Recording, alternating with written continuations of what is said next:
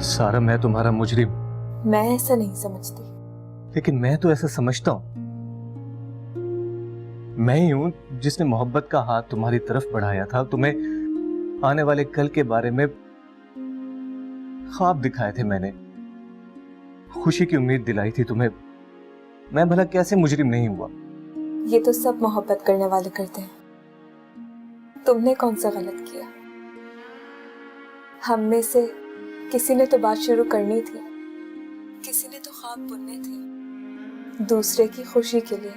सारा, अगर तुम चाहो तो मैं आज भी पेशकदमी के लिए तैयार हूं। नहीं दानियाल, अभी पिछले ख्वाबों की चुभन आंखों में बाकी है। खुदा रे नई उम्मीद ना जगाओ। ये शायद हमारी आखिरी बात हो रही है। अब हमारे पास ज्यादा वक्त नहीं रहा। और एक अच्छी बात, माँ की तरबियत मुझसे ये तकाजा करती है कि जो वो कहें मैं सर झुका दूं। मुझ पे और मेरी अम्मी पे मामू के इतने एहसानात हैं कि ये झुका हुआ सर उठ ही नहीं सकता। लेकिन सारा, हम एक दूसरे के बगैर कैसे रह पाएंगे? बहुत मुश्किल है, लेकिन रहना पड़ेगा। ये एक ऐसी शाम है जिसकी कोई सहर नहीं। वो क्या कहते थे तुम?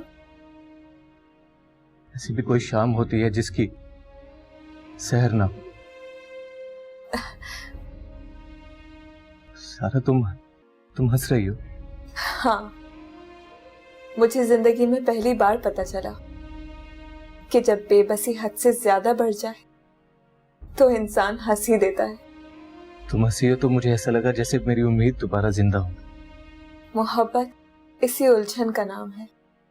पल में आस, पल में उदास।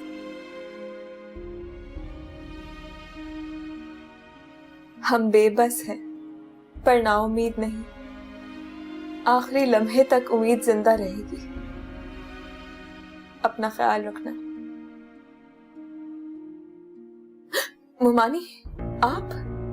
ये क्या हो रहा है? कुछ नहीं मामी। किससे बातें कर रही थी तुम इतने धीमे लहजे में?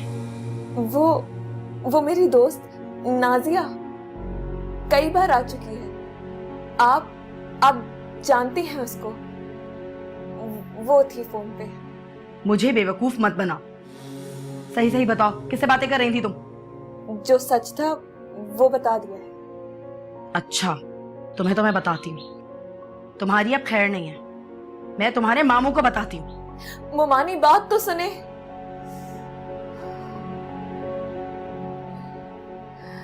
या अल्लाह, मेरी माँ की इज्जत रखना।